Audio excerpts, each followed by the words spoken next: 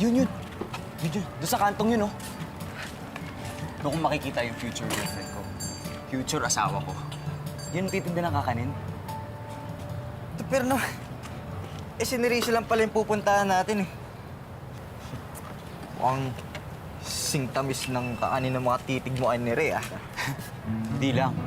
Kasing sarap, tsaka kasing tamis nitong ice cream ko yung pagmamahal ko sa kanya. Naks naman. Pare, di ba may anak na yung siniri? Parang buy one, take one niya kung nagkataon. Okay lang. Alam ko naman eh, sinabi sa akin. Pero tanggap ko naman siya kahit may anak siya.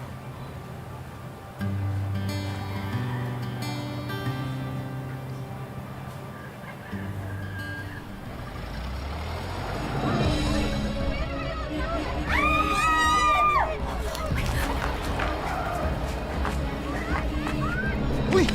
Aray!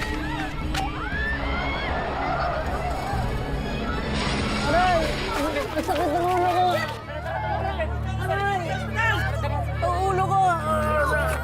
Aray!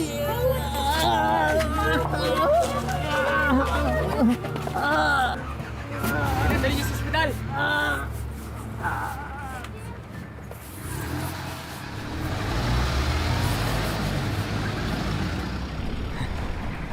Ang bait mo naman.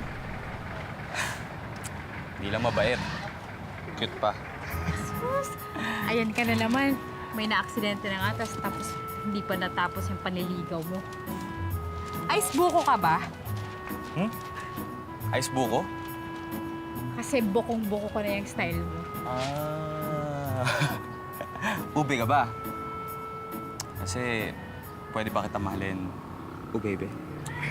Yan ka na naman. Kahit sinasabi nila na disgrasyado ako kasi may anak na ako, gusto mo pa rin ba ako?